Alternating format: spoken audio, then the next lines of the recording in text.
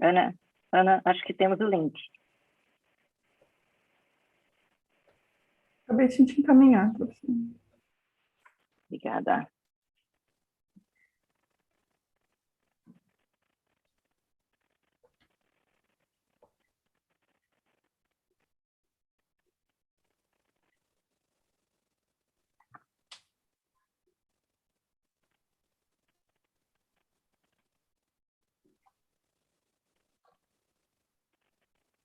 I just got out of class. I feel like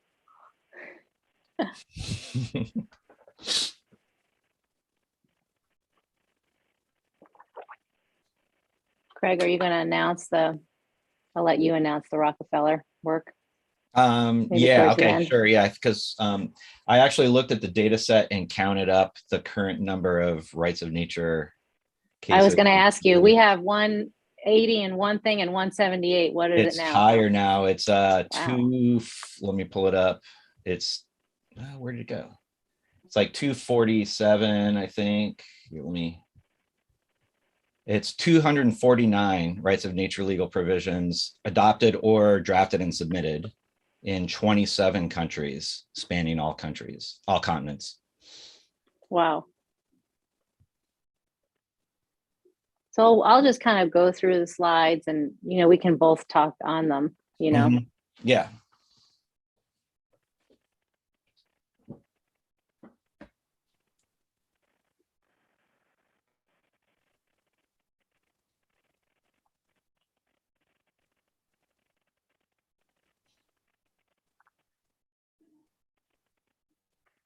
And it's actually even more than that if we were to include the Ecocide laws, right? Like, so that count that I just gave you does not include the Ecocide laws, which are also growing quickly.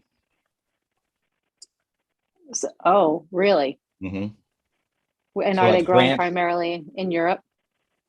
I mean, they're also, interestingly, almost all the Eastern European countries have them, like former Soviet Union countries. A lot of them have ecocide laws, which I'm not really sure what's going on there. There's some in Africa, but Western Europe as well. So like France, I think France is probably the most, I don't know, powerful country, if you want to think of it like that, to have adopted one. Well, France has, what's her name? That is there. I mean, I would imagine that's why. Yeah, the movement. Yeah, the movement is Valerie. There, yeah. And but interestingly, not as many in the UK where Munta Ito is. Right. And where Ecocide started. Is that right?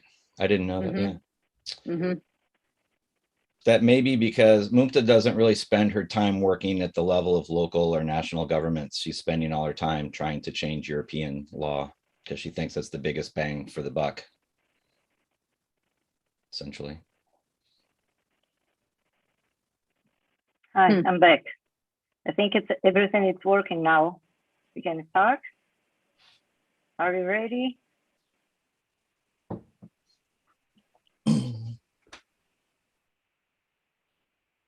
Okay, let's go.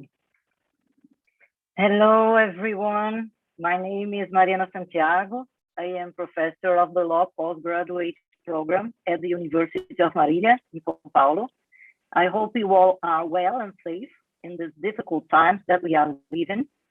We will start now a weekly event titled Dialogues on Development, Company and Society. It's an event organized by University of Marília, but it's now completely open to all the law community. So welcome everybody. And it's a pleasure today to have with us Dr. Pamela Martin from Coastal Carolina University in the United States and Dr. Craig Kauffman from University of Oregon in the United States. They both are also experts on the United Nations Harmony with Nature program. Their lecture will be about the politics of rights of nature, strategies for building a more sustainable future. In fact, this is the title of the last book they wrote together after 10 years of researches, and they are today talking about this project for our students. And the subject is extremely important, and it's in line with what we work at the University of Marília in my classes, because I participate of the project called Harmony with Nature too. So I'm sure my students will be very interested in this book. And I have to say thank you to Professor Maria Helena Diniz and her International Law Institute for supporting this event, and to the program Harmony with Nature too. So finally, I wish everyone a great experience. Dear professors, feel free to start a lecture. You can administrate it as you prefer, and we look forward to hearing you. Thank you, and welcome again. Thank you so much, Mariana. I really appreciate it. And it's wonderful, actually. This is the first time that Craig and I can speak together via webinar about our book. So I think it's a wonderful place to start. I want to thank everyone at the university and all of your students, faculty, and staff. We're delighted to be able to be here. And I want to thank you also for posting the link for the book. It was really important to us that this book was open access so that it's available worldwide, and keep reading it. And so maybe if you keep reading it, we'll be able to translate it into Portuguese and not just in English. But in the meantime, I'm going to share my screen. Craig, if you want to say a few words. Sure. Hi, thanks for inviting us. I guess I could, while she's sharing the screen, explain the origin of the project, which was that both Pam and I met each other because we were working in Ecuador and sort of witnessed the events that led to the recognition of rights of nature in Ecuador's constitution. But then, of course, in the subsequent years, just the number of countries recognizing rights of nature just ballooned, and we were really curious what was going on because, again, these ideas had been circulating for a long time. And so that just spurred in us a number of questions that we wanted to answer, which orient the book. And so that might be a good way to get into the topic of the book. Pam, do you want to switch the slide? And Sure. So as Craig mentioned, Craig and I both have been working in Ecuador for a number of years. In fact, in my case, it's over half my lifetime just researching it, not to mention all of my lifetime going back and forth to Ecuador. And I'll just say, to follow up Craig's point, when rights of nature was included in the 2008 Constitution in Ecuador, many people, including us, said, oh, that will never happen. You'll never find rights of nature in anything. That was just something that was passed and would never come to fruition. And I had heard about one case, and then Craig followed up with field work, and I followed up with field work. And as it turned out, in an immediacy of about 5 years subsequent of the Constitution in 2008, we found already 13 cases at the municipal and provincial levels that were being implemented by judges. And so all of that to say that never say never. Rights of nature has become an important movement. And in fact, those cases have burgeoned now to probably about over 40. Craig can give specific numbers, but to over 40 in Ecuador and of course, all over the world. But our book really was motivated because we started to ask in Ecuador, wow, this really happened. And wow, these cases are really being implemented. How did those rights of nature laws emerge? After 2006 in Tamaqua, Pennsylvania, the very first rights of nature case, rights of nature meaning giving nature a subject in the law, as a subject of the law. How did they emerge, and how did they grow so quickly? And so we see pretty quickly after 2008, we have 2010 in Bolivia, rights of nature law, and then burgeoning to 2012, not just in New Zealand, but also in the United States, and then, of course, until today's time. But also we started thinking about what are the ways, the pathways through which these laws are being implemented, and how not only have they been implemented at a local level, which I know your school is working on in Brazil, but also how from these local organizations, how has this become a norm that has been institutionalized, is being institutionalized internationally. And then how have these laws changed? Why do early rights of nature laws look a little bit different than the ones that we're seeing today?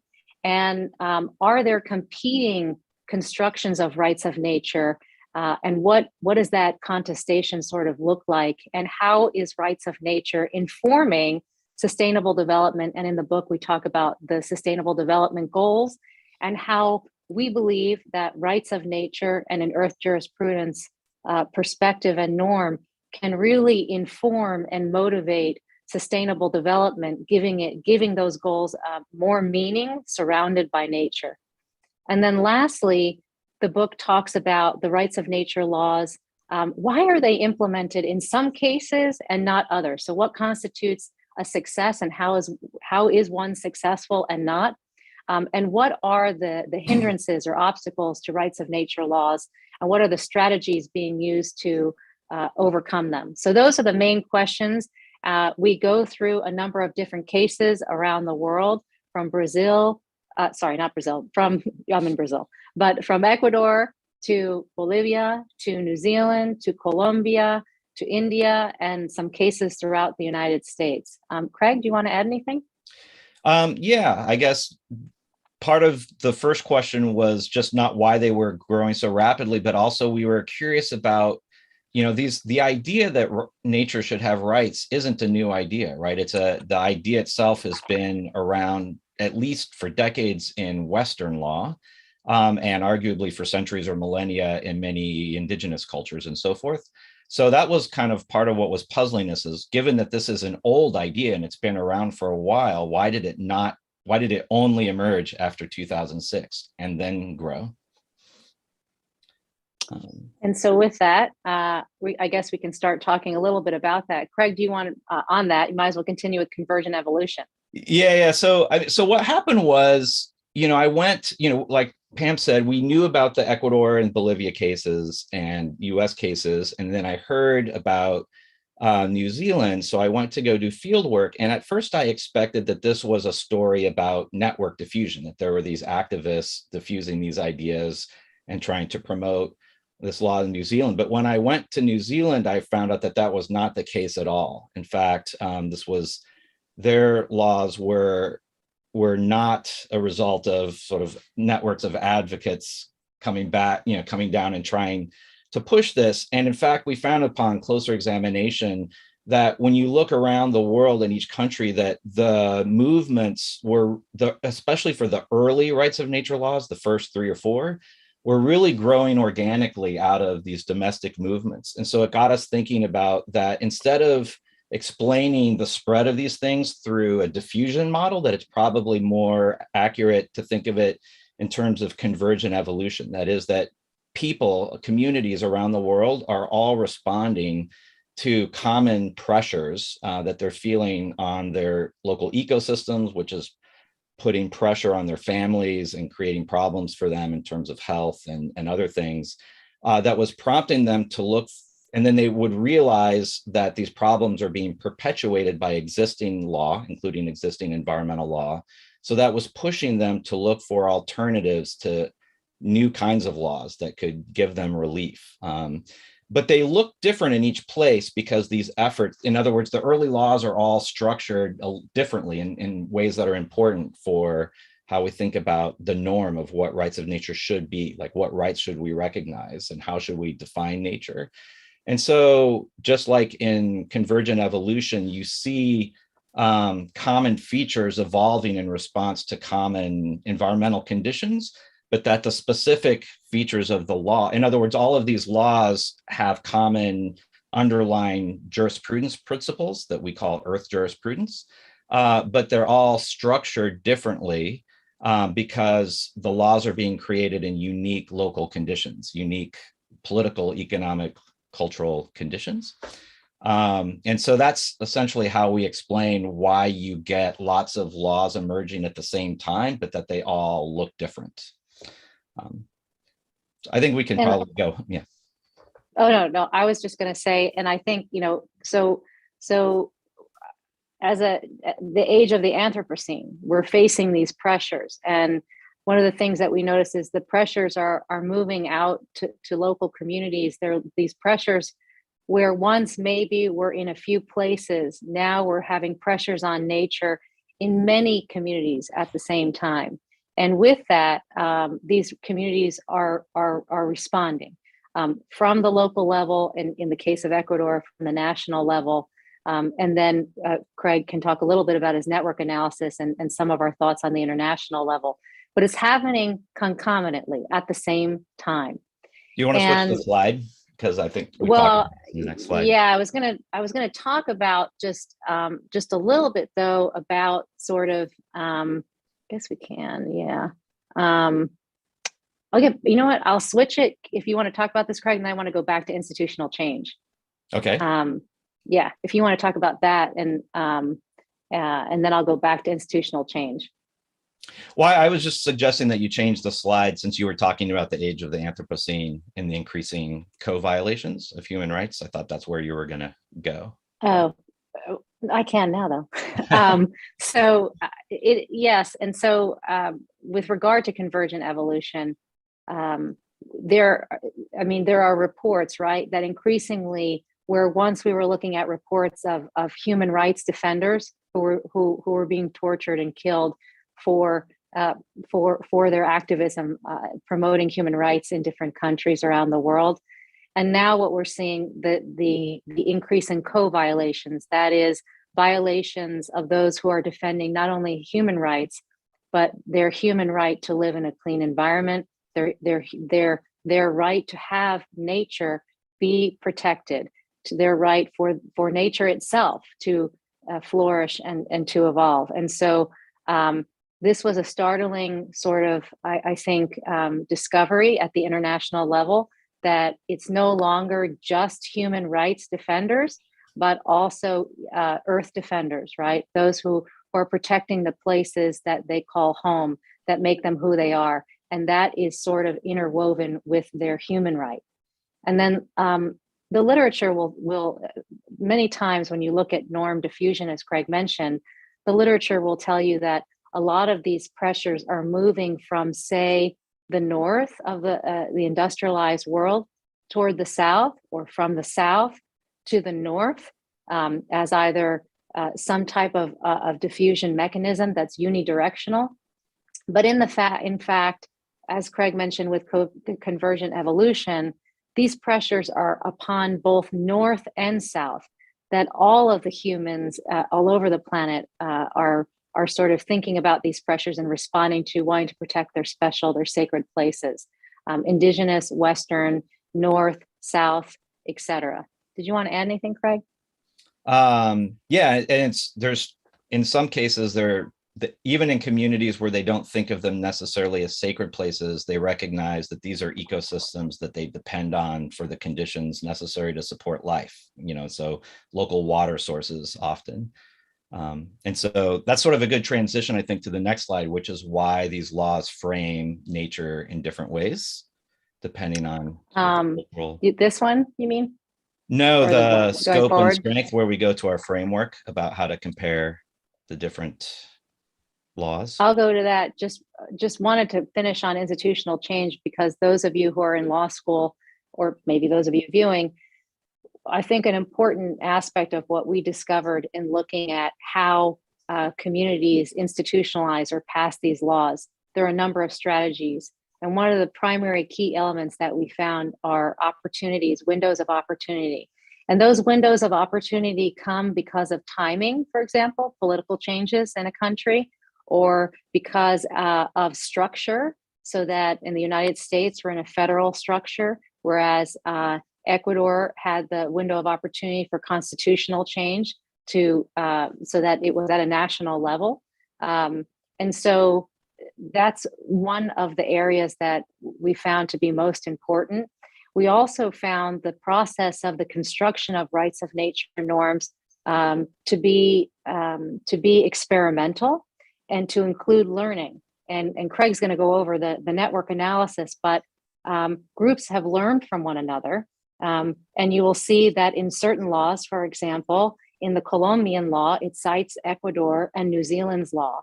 And so there is a construction process here of learning and experimentation, which is really the explanation for why today's rights of nature laws look different than they did in Ecuador in 2008 and beyond, and in New Zealand in 2012 and beyond. So I'm going to go to that slide now, Craig. There you go. Did you want me to go over this part? Sure. Okay.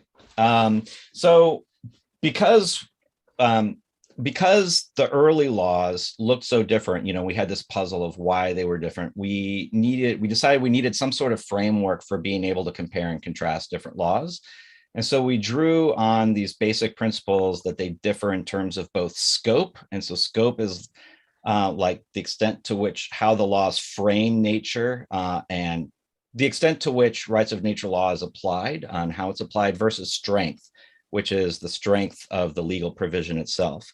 So some of the key ways that rights of nature laws in the early cases differ in ways that are important for norm construction are even as basic as how you define what rights-bearing nature is. So for example, in Ecuador, it's all of nature, and it's framed as Pachamama or Mother Earth. So again, the framing comes from the cultural norms of the place where these movements are originating.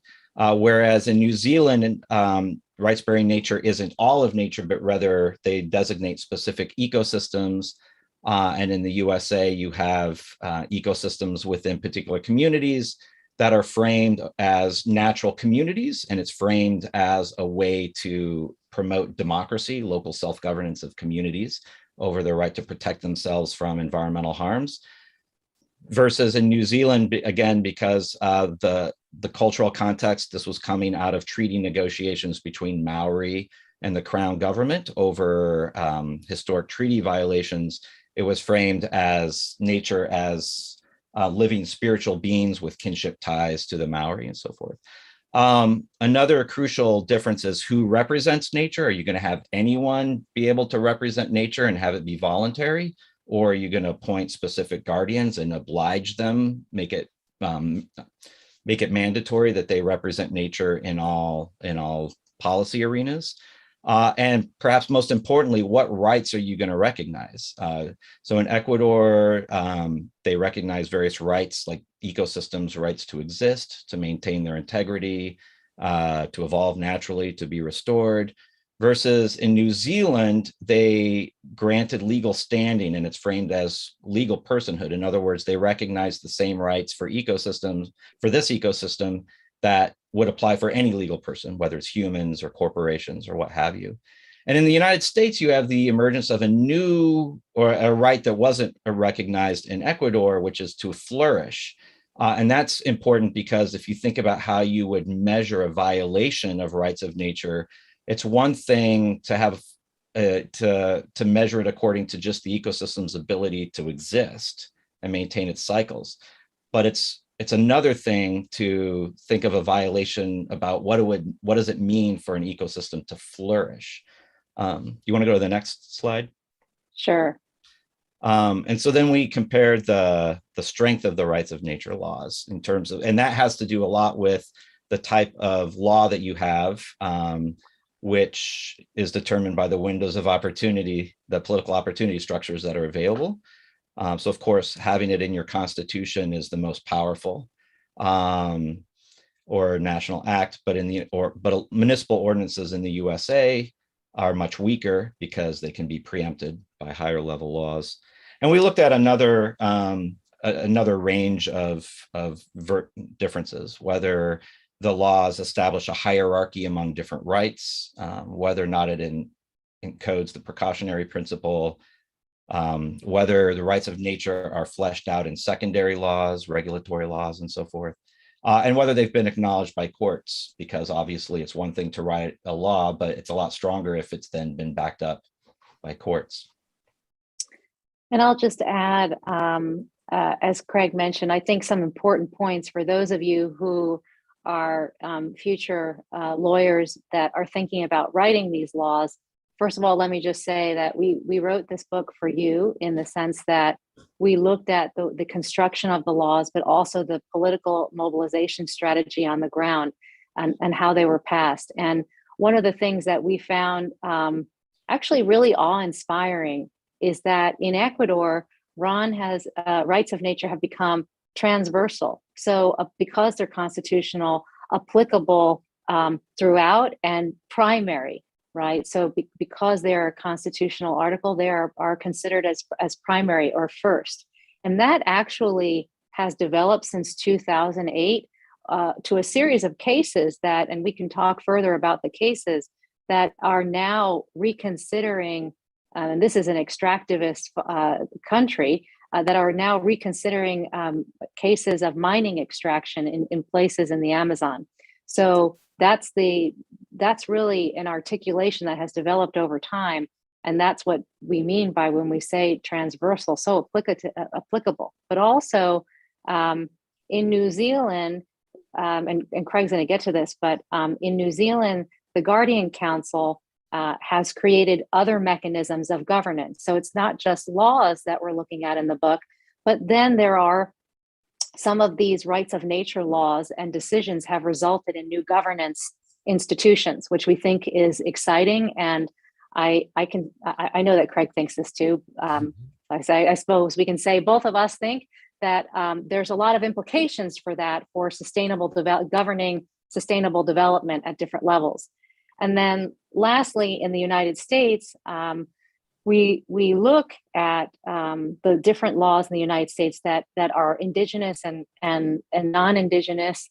And for those of you who may be listening, thinking, I live in a place that doesn't have a sumac causai, a buen vivir, a Pachamama. We don't infuse ourselves with indigenous principles. I'm not sure the local people where I live will understand this. In fact, the communities, the generous communities with whom we were fortunate to work and speak with are in communities that are rural communities, that are conservative communities in Pennsylvania, that, as Craig mentioned, they saw that their nature was being taken over by corporations, extractivist corporations that were threatening their water supply, but also the cleanliness of the water.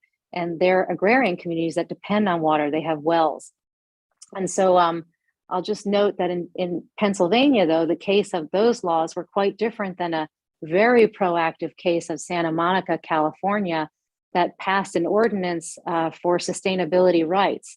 And so within these categories, and I'll move to our models, but within these categories, there's great diversity in the book that we go through, and the stories of the people behind the scenes that are really enacting these laws. Craig? Yeah, I don't have anything to add to that. Do you want to go over the models? Sure, I can just do it real quick. Okay. Yeah, go ahead, Pam. Okay.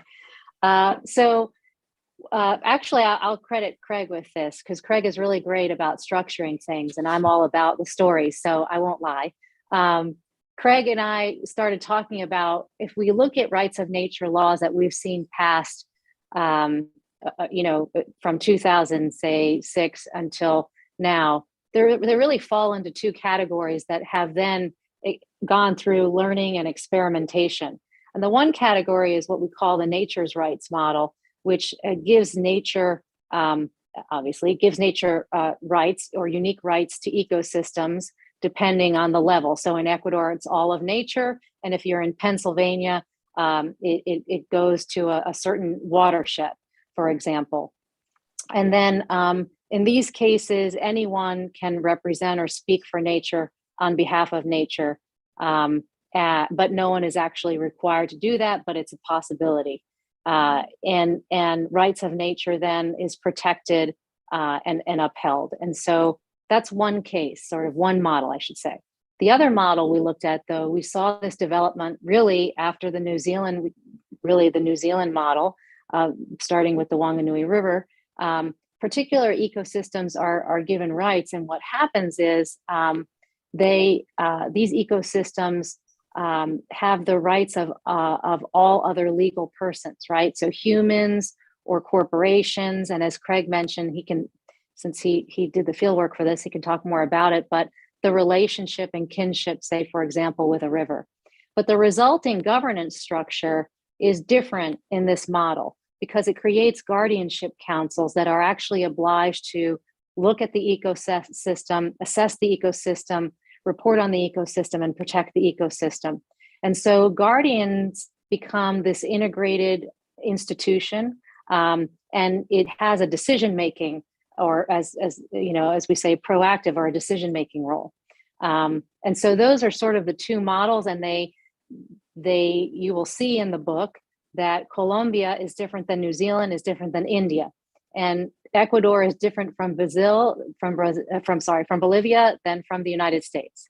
And we can talk more, and there may be questions on the cases. Craig, do you want to add anything? No, yeah, again, as Pam said, these are ideal types. So there's some variation, but the idea is that you can see these ideal types emerging in early cases, and then they both get experimented with in later cases.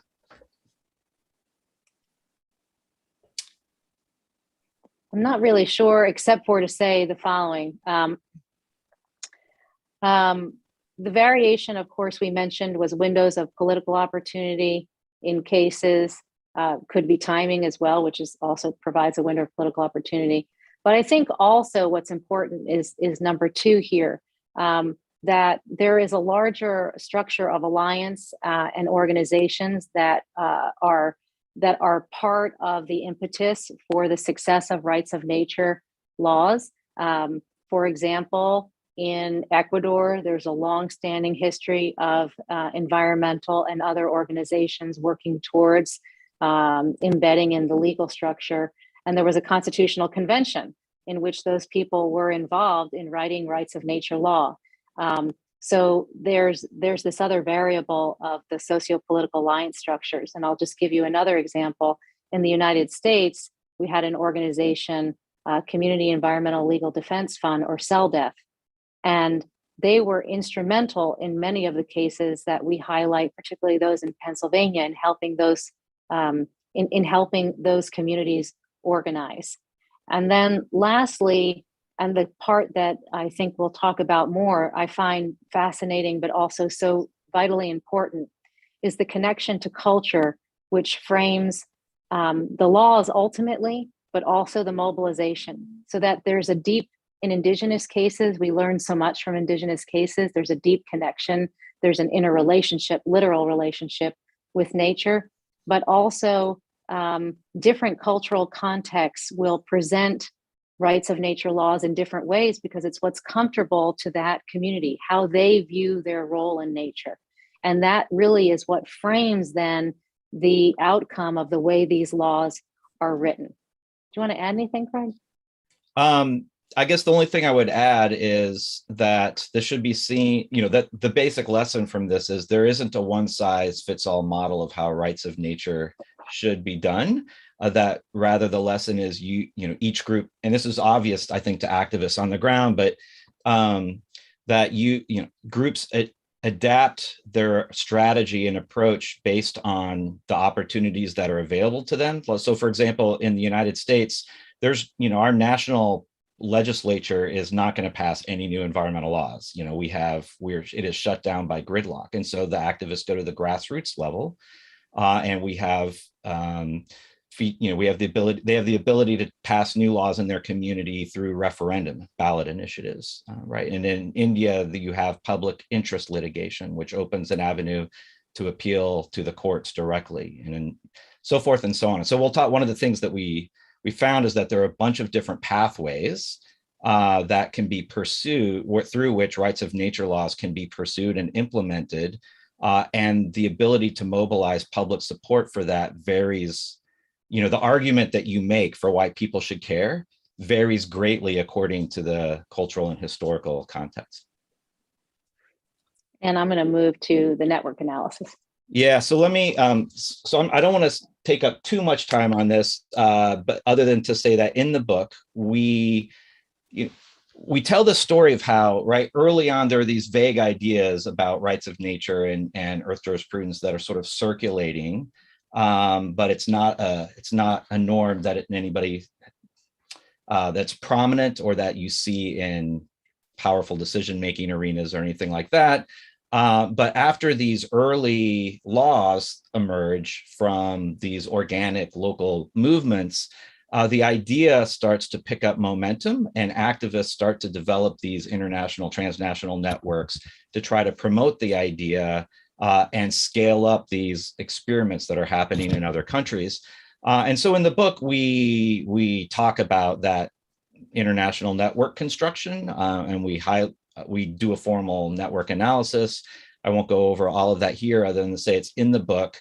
But there are a number of key nodes that get created. So one is the Global Alliance for the Rights of Nature, which is now matured and is quite large and quite active in terms of promoting laws around the world. And within the UN system, the United Nations Harmony with Nature program and its expert network is another one.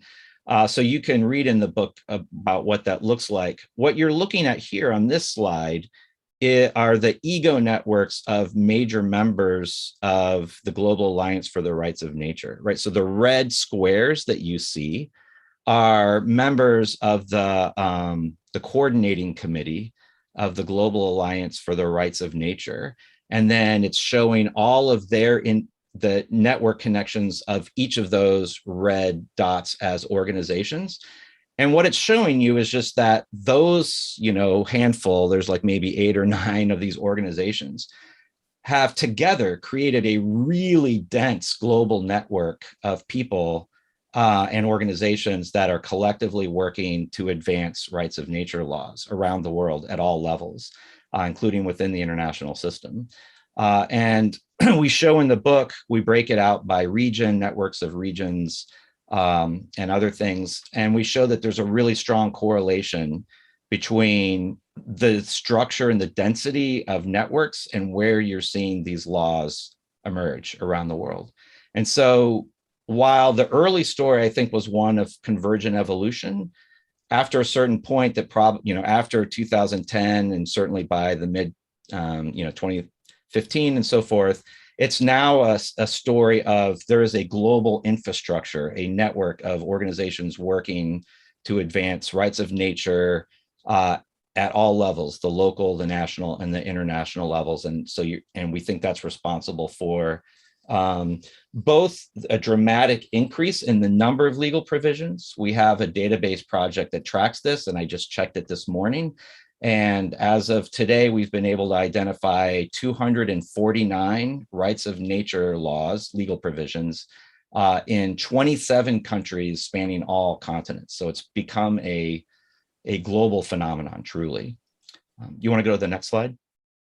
Sure. And I just want to also say in regard to the global phenomenon that the Global Alliance for the Rights of Nature, there's an academic hub, and Craig has really been instrumental in solidifying a grant generously sponsored by the Rockefeller Foundation to do analysis and a monitor of all of these cases. And the reason is as you can see, those networks have been spawning a lot of rights of nature and earth jurisprudence, I should say. It's an earth jurisprudence and ecological jurisprudence monitor. But anyway, so that's maybe we can come back and talk to you about that at another point and give you some of those results. But the other thing about the norm development in the transnational networks is that prior to the 2015 passage of the UN Sustainable Development Goals, then Secretary General Ban Ki-moon, and you can see here, talked about the concept of harmony with nature. And pursuing that not only as a lifestyle that respects rights of nature, but a new paradigm that includes a new economic structure. And he also talked about nature being placed at the core of sustainable development. And I'm going to let Craig continue on to the other slide, but as we move towards the international level, I'll talk a little bit about what we think, how rights of nature laws and earth jurisprudence can better inform the sustainable development goals. Yeah, I think we can answer questions about more about this in the Q&A period, but we just wanted to let you guys know that in the book, we do talk a lot about how this network construction has caused the discussion around sustainable development to shift over the last decade and take much more seriously this idea that approaches to sustainable development should be more ecologically centered and include rights of nature. And so you're seeing the idea of rights of nature and related norms about how humans should behave and how our systems should be structured. You're seeing that in all kinds of policy discussions within the UN system, from over sustainable development goals, over climate change action, the Convention on Biological Diversity, and so forth. And the United Nations Harmony with Nature program is a key node in that network that's facilitating that change in discourse. So we look at that in the book as well. I think one of the main takeaways that might be of most interest to you guys, perhaps, is this finding that I alluded to earlier, that there isn't one best strategy or model for pursuing rights of nature, that rather there are multiple pathways that should, and advocates adapt to the local political and socioeconomic conditions.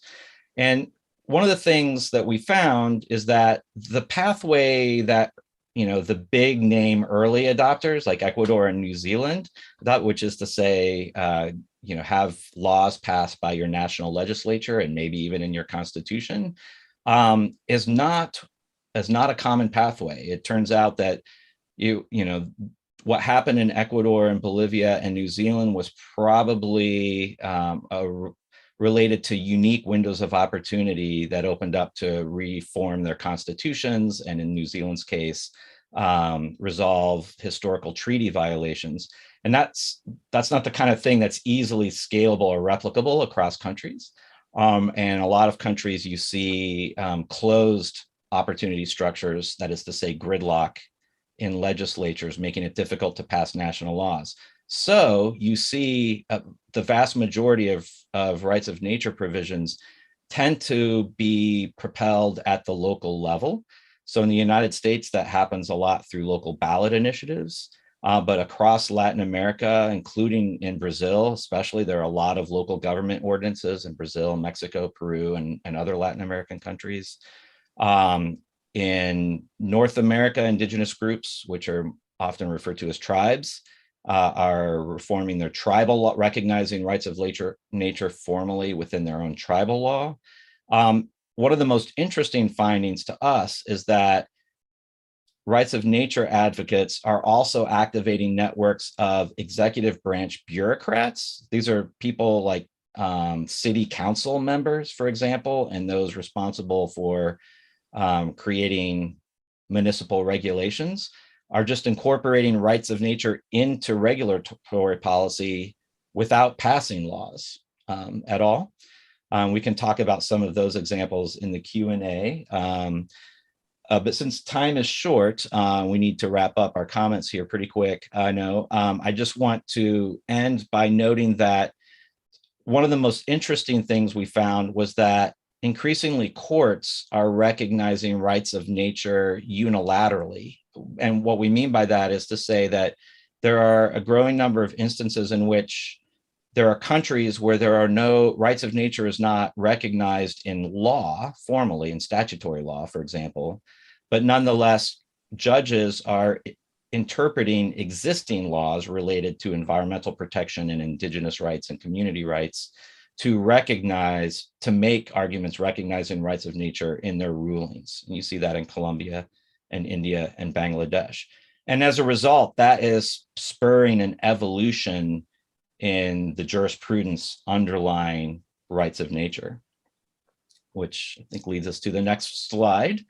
And so I just want to maybe sort of run through this quickly so we can get some questions in before our time is up. I guess I'm going to, for the moment, skip the first bullet point. There's this debate about whether, we noted this rights of the nature's rights model versus legal personhood. There is a current debate going on about the pros and cons of structuring legal personhood. I guess I'll just cut to the chase and say one of the findings of our book is that if you structure rights of nature purely as recognizing an ecosystem as a legal person, but you don't also include any other provisions that bring in sort of earth jurisprudence principles, that actually has a negative effect and produces some unintended negative effects. In places like New Zealand, that wasn't so problematic because the Earth jurisprudence principles were brought into the law through provisions recognizing the Maori understandings of their ecosystem. So traditional Maori conceptions of nature, which are consistent with ecological law principles. So it's not really the legal personhood that's doing the heavy lifting in terms of changing the norm of the legal system. And so, but when you recognize legal personhood for an ecosystem in a case that's not really involving indigenous groups and Earth jurisprudence principles are not brought in through any other way, there can have really that creates perverse incentives. And we talk about the India case. We provide some examples from India in the book about that we could talk about in the Q&A period if you like.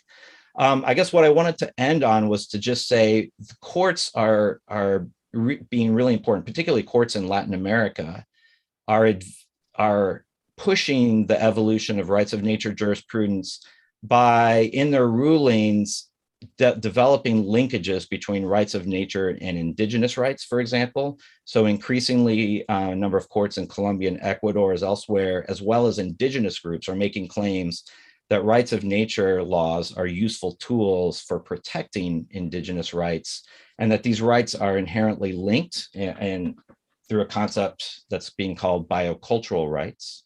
But also what you're seeing is a number of courts and other groups developing this argument that actually human environmental rights, like the right to clean water, to clean air, to a healthy environment, are also dependent on rights of nature. That rights of the Inter-American Court of Human Rights, for example, in 2017, issued a declaration in which it made this argument that rights of nature is a necessary precondition for being able to satisfy human environmental rights. And in particular, the Ecuadorian Constitutional Court is now having to grapple, because rights of nature is in its constitution, it's having to now grapple with how to balance rights of nature with other constitutional rights, such as property rights or the state's right to development. And it is in many cases strengthening rights of nature. I might just sort of, I guess, end by noting that something that Pam alluded to earlier, which is that because Ecuador was slow in developing secondary laws, fleshing out the rights of nature provisions, principles recognized in the Constitution, a lot of these issues of how you resolve competing rights claims have had to be handled through the courts. And so there's been tremendous growth in the number of in the number and kind of court rulings that have strengthened rights of nature claims over time, to the point where now the Ecuadorian Constitutional Court has chosen 6 cases to establish binding jurisprudence on the relationship between rights of nature and a number of these other competing rights. And one of the more interesting developments, such as property rights, and particularly states' right to development.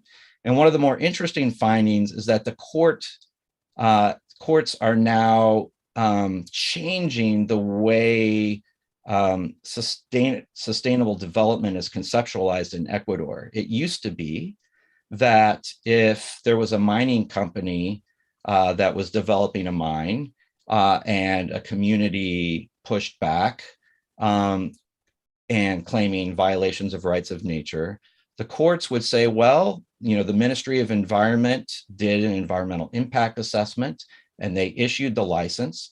Therefore, it must be consistent with international laws and guidelines over sustainable development, and therefore shouldn't be considered a rights of nature violation.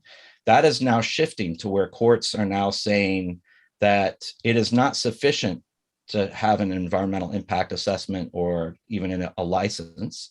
That doesn't make you immune from being convicted of violating rights of nature, for example. And that has tremendous impact for sustainable development, because traditionally licensing and environmental impact assessments and so forth have been key procedural maneuvers for sort of addressing sustainable development concerns. We're also, I'll just note, noting the emergence of rights of nature in criminal law, like the expansion of ecocide laws around the world, as well as the ability to put people in prison for violating rights of nature in Ecuador in particular. And I'll just add, Craig, and thank you for that really complete kind of summary of all of a lot of really interesting cases in the book that we hope that you'll look at. But additionally, one interesting finding in Ecuador is that there is a municipality that also asked for a ballot initiative to give nature rights, and at first was rejected, and then by the Constitutional Court, and now was accepted, and in the last election passed. So now what's happening is nature's rights, the rights of nature, is being expanded to, say, municipal levels, right? And that is a different expansion of rights of nature in Ecuador as well. And that's really related to a lot of the water defender work that Yaku Perez and many in Ecuador are doing. But I'll just end, I'm going to skip this slide and go to the last slide and thank Monta Ito for her brilliance on this. And, you know, the model of sustainable development that most of us maybe have been exposed to is all the way on the left side of the screen, where the three circles are overlapping with sustainable development in the middle, but yet lots of room for the economy or other areas to expand without nature. And you see the middle model encompasses maybe the donut economics, where nature, we are nested inside of nature, that there are biosphere limits to our ability to expand people and economy. And yet, what does this mean for the Sustainable Development Goals and Agenda 2030? How do we translate this? And I really like this slide, and I think that this is where Earth jurisprudence has, and in harmony with nature, has a lot to contribute to the UN Sustainable Development Goals, which is not only assessing the planetary boundaries, right, which is essentially what Earth jurisprudence does, living in harmony, creating laws and institutions that allow us to live within our natural boundaries.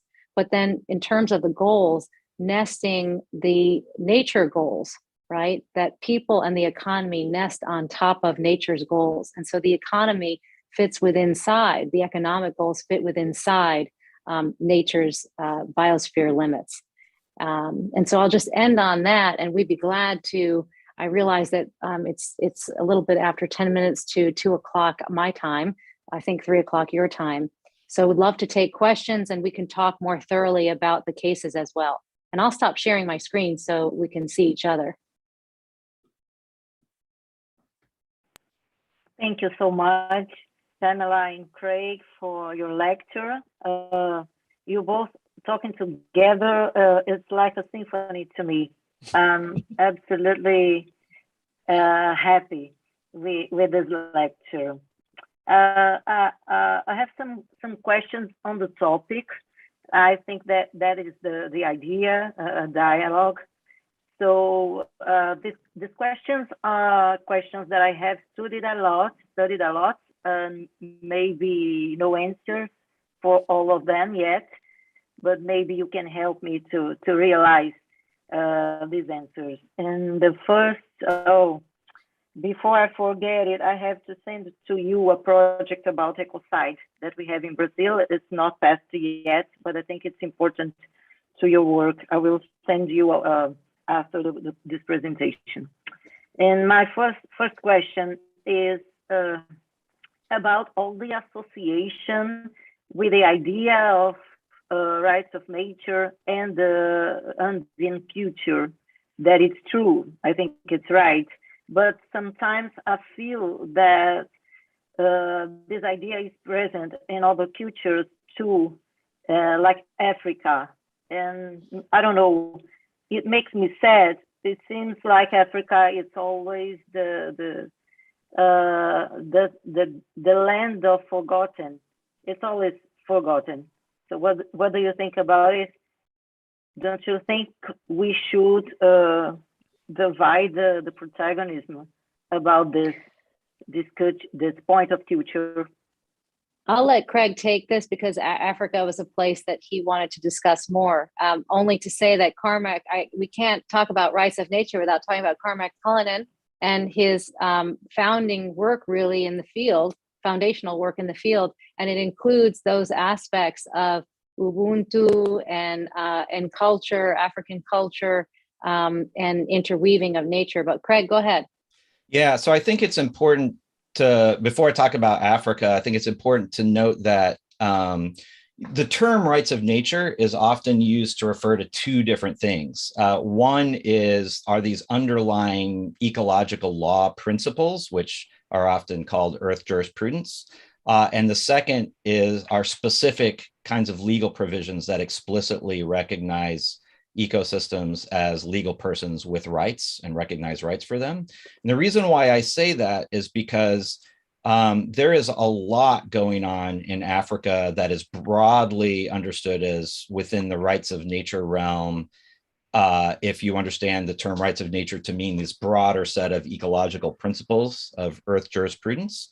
So there is a very active and robust African earth jurisprudence network that has grown and thrived in part because of training and funding and other kinds of support from the Gaia Foundation, for example. But there is that runs a 3-year training program that has created a whole core of African earth jurisprudence specialists that are working in many countries at both the grassroots and national level. Sometimes they don't get as much attention in part because they don't always frame it explicitly as rights of nature. Often they frame it as protecting sacred natural sites. And so, but I think it's important to acknowledge that this is, I think I can say we meaning Pam and I see this as part of the same larger movement. It's just framed sometimes slightly different because of the cultural context. But in some cases, they are actually producing Western style rights of nature laws. For example, Uganda's national law on environmental law. But I think part of the issue of why it doesn't get as much attention among people who specialize specifically in rights of nature is because in many cases, the earth jurisprudence is being codified in ways other than explicit rights of nature legal provisions, but rather through provisions that recognize protecting sacred natural sites, recognizing the rights of indigenous groups or communities to be guardians of their local ecosystems and so forth. But I personally see them as part of the same kind of larger phenomenon. Okay, thank you. Cormac Cullinan and Ngozi, when we had already talked to my students last year, and it was great. So it becomes more important for me after all the speech of them. Another question, and you talked about the variation in models, and I think it's very interesting. And I imagine how we can conciliate the difference between civil law and common law to protect the rights of nature in a universal way. I am talking about it because I see in Brazil things more difficult because we have a civil law. We are a civil law country with a strong constitution. So in our constitution, that nature is like an object. So I think things get difficult. It's getting difficult to have change after that. How can we conciliate it? I don't know that I'm not a lawyer, and so I don't know that I can answer that very well. But I think your point, though, is similar to Ecuador in the sense that had Ecuador not had a constitutional article, it would have been very difficult to implement rights of nature because it's not a federalized structure similar to Brazil. And so and we note that in the book that there are structural limitations. So the advantage that you have in Brazil is that you can centralize your law through a strong constitution, like Ecuador can, and it can devolve, if secondary laws, like in Ecuador's case, weren't developed, then they can devolve to throughout the country, which is what we saw. It just expanded everywhere because there was a constitutional article. But that type of legal structure, then in the absence of a political window of opportunity, creates difficulties. So what do you do in the absence of the political mobilization or ability at the national level to have a constitutional convention, or at least an article, right?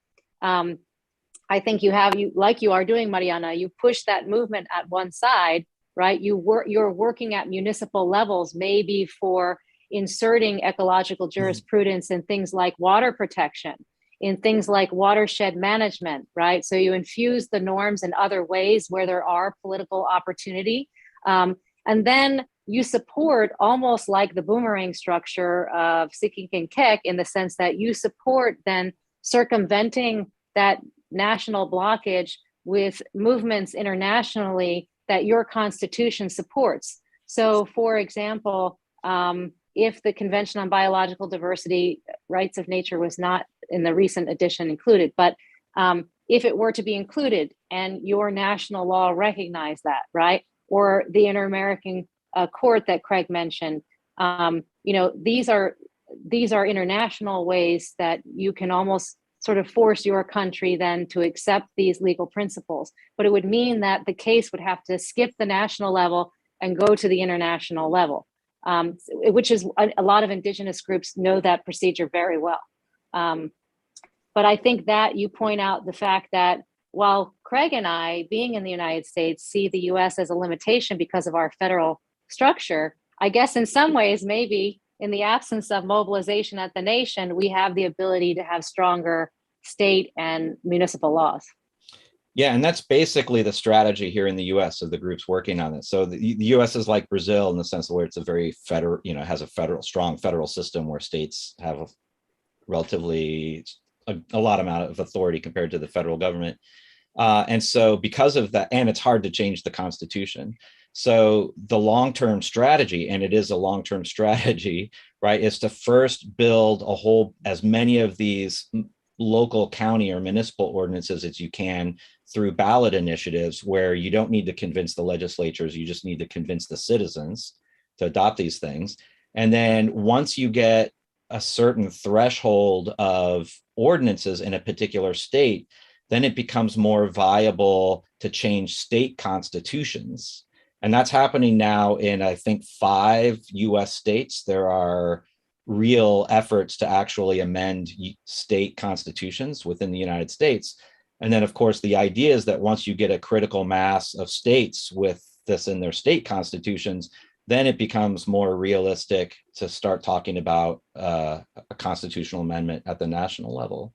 That, of course, is an incredibly long-term process. So you've got to see this as a process of norm change, right? And I think that's one thing that is lost on a lot of people who are anxious to see, who get they feel sad because it's hard, these local initiatives don't have a lot of legal force because they can be easily preempted. And so they get dismayed. My answer to those people is always that you have to understand that this is a process of trying to change people's norms and the way that they conceive of their relationship to nature. And that's an inherently long-term process. And so you can measure success. Success is measured differently if you think of it like that than if you are just looking at individual like lawsuits or something. Great. I think the education, it's very important for this discussion. So that's why we are here talking to students today in culture and economy too. And in this way, do you think it's possible to change things in line with rights of nature without making a strong change in economy? Sometimes I think the idea of sustainable development now is suffering a kind of brainwashing. I think it's a kind of theory that is being used to maintain the status quo, things just as they are right now.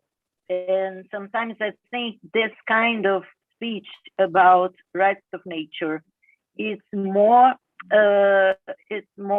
similar, it's more possible if we are talking about a theory of like such as the growth. I don't know if you know the work of Serge Latouche in French about the growth. It's a proposal to getting the economy not so bigger and put some limits on the growing.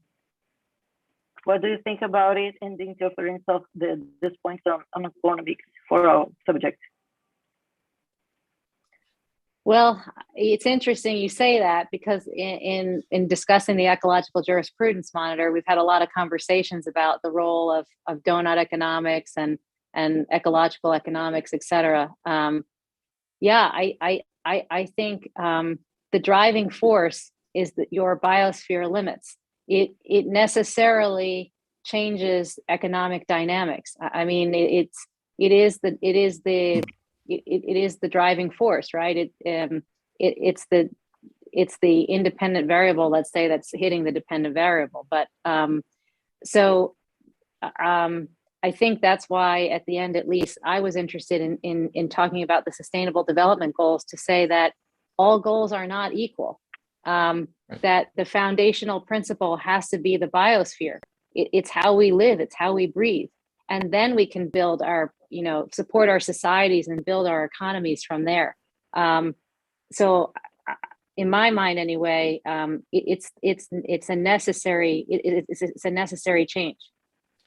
Yeah, right. So the basic way that rights of nature changes sustainable development is it changes the notion of what is to be sustained, right? So arguably the conventional notion of sustainable development is that development is conceptualized as exponential growth in consumption and production, and that's what you're trying to sustain, is exponential growth in consumption and production. That is just clearly not possible within the limits, within planetary boundaries. And rights of nature makes the argument that that's not how we should conceptualize sustainable development. Development should be rethought or reconceptualized to be maintaining well-being of humans and other members of the life community, right, of the Earth community. And what we should sustain is the ability for ecosystems to provide the conditions necessary for life. And so that has to be the bottom line. Now, and so that's obviously going to change the way our economic systems are structured, and the incentives of economic systems have to be different. They have to be structured around maintaining balance within ecosystems and human systems, and balance both between humans and the rest of the natural world, but also, prioritizing the ability for ecosystems and other planetary systems to continue to function. At the same time, I think it's important for people to understand that doesn't mean that humans are not in nature, are not going to be using nature, that they're not impacting nature. We are part of nature as well, right? And that's part of the understanding of rights of nature. And that means that we are going to continue to need to use what is now conventionally thought of as natural resources, right? Like water and food and soil and so forth. The difference with rights of nature is that it's based on this idea of reciprocity and restoration, and not abusing it so much that you destroy its ability to regenerate. So to give you an example, so a lot of people have a hard time thinking about what it would mean to declare a watershed to be a legal person that owns its own water and that might sell its water to people who need it. right? And so the way I try to explain this to people is, think about when people sell blood to a blood bank, for example, okay? So legally, people are individuals, but biologically, people are actually sets of systems. Our bodies are nested systems. We have a skeletal system, nervous system, so that are all interconnected, circulatory system, and they're all connected and they're interdependent, right? If one fails, you die. And so when a human is, and in that way, we are very much like ecosystems, which also are sort of have different systems that are nested and all interdependent and depend on one another because of reciprocal relationships. When we sell our blood, the blood is, you might think of it as a commodity. It is not what we think of as us as a legal person, much like water would be for a watershed, which is so remember, the legal person is the entire ecosystem, not just the water. So now when you sell it, the blood bank, there's limits on how much the blood bank can take from your body, right? They can't take so much that your circulatory system can no longer regenerate and you die. That would be considered murder. The same would be true for a watershed, where ecocide would be if you took so much water out of the ecosystem, of a watershed ecosystem, it no longer could regenerate the ability to produce water. But you can take out at renewable limits. At the same time, after a blood bank takes blood from you, they don't just then send you out the door. They often give you a glass of orange juice or something else that's rich in folic acid. And the purpose of that is to help to stimulate the restoration of your red blood cells, to help sort of compensate and help you restore your system from the loss of the blood that you just gave. And the same would be true if you had an economic system based on rights of nature, where you don't just take the water and then that's it. You have an obligation to sort of restore.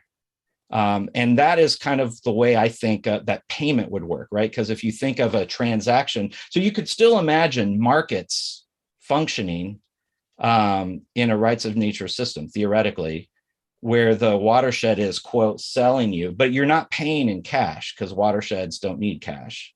You're paying in terms of restoration and other forms of indemnification.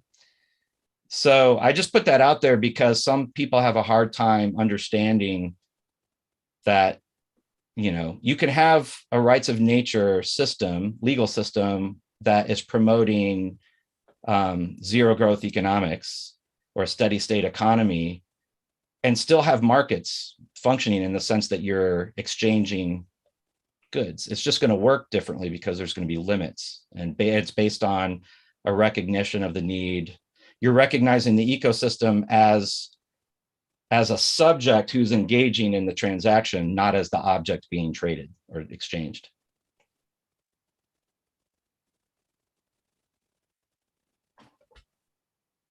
Okay, now it's working. One last question. Let's talk about hope.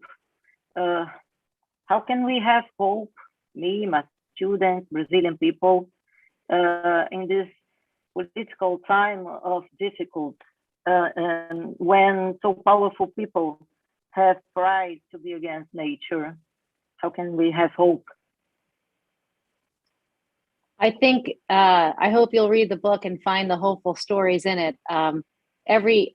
I wouldn't actually look at these cases. I wouldn't be involved in earth jurisprudence if I didn't think it was hopeful.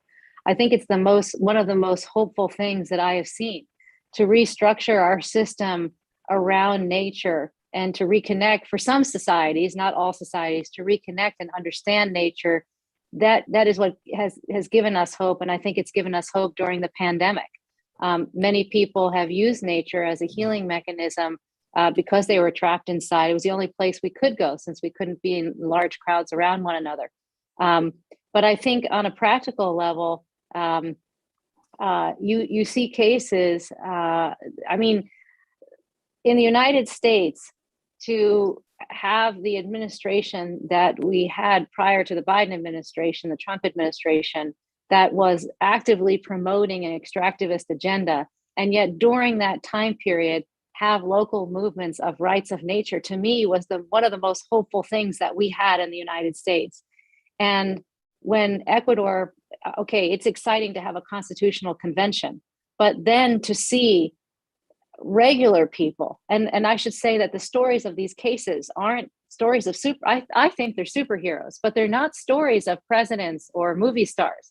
They're stories of, and this is the most hopeful maybe, that your students, me, you, anyone can be involved. And these communities that, in the case of Ecuador, these are communities that are often rural, often agrarian, many times indigenous, marginalized, and yet have made huge strides to embody their relationship with nature and change governance structures.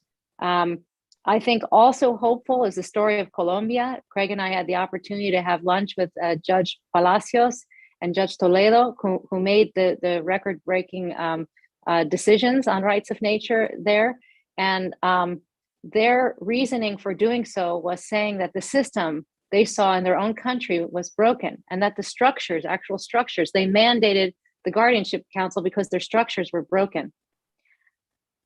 I think your students, while maybe politically in your country, maybe there is not a window of opportunity, I think there are windows of opportunity at smaller levels, like Craig mentioned, to embody Earth jurisprudence, even at the university level, even at the level of student organizations, or even inside smaller communities, like apartment buildings and things like that, for smaller regulations that aren't laws, to start there and let them burgeon. Yeah, I would say exactly. It's for me, there's kind of two signs of hope, or two things that give me hope when I think of it. So one is, well, three maybe. One is just the lesson that we got, that you don't need, it's hard to pass laws. And if it's too hard, then don't pass the laws. Just convince the people who have decision-making authority to make the decisions according to these principles. That's sometimes easier, because then, and people are doing that. And so it's just that kind of ingenuity is gives me a lot of hope. And then I guess the second thing is the fact that is the dramatic change that we're seeing in courts in a relatively short period of time. I mean, I know 10 years seems like a long time, but if you think of that, in 10 years, you went from a system in Ecuador, for example, where, I mean, it was just like anywhere else, where the idea that you would limit or restrict property rights in order to protect an ecosystem's ability to function would be laughable. But now there are numerous court rulings supporting that, and there's a really good chance that the Constitutional Court in Ecuador could say even a state's ability to develop through mining and other extractivism has limits, has to be limited by the ability of the ecosystem's ability to function, right? And that transition in a decade, that's a really short time for that kind of legal evolution, I'm told by lawyers. And then I guess the last thing is just the youth movements that I'm seeing, right? And that's what really gives me the most hope. There's a youth hub within the Global Alliance of the Rights of Nature that's really active. And that combined with the other various youth movements that you see around the world. And they're unencumbered. I teach students as well in my university, and I find that the students in my classes have no difficulty understanding these principles of Earth jurisprudence. It seems entirely logical and natural to them. And they're unencumbered by some of these ideologies of older eras. And so that gives me hope. And Craig, I think in the book, I think it was you, we've written together so much that I'm not sure sometimes which sentence is which, but I think it was Craig that said that once you create these norms, and this I think you were writing about in the case of Yasuní in Ecuador, but once the norm is there, the understanding is there, especially like in the case of Yasuní, which started before the Ecuadorian constitution, sort of that conversation. People have grown up with that norm. And now you can't get rid of it. Now it's there. And that's hopeful.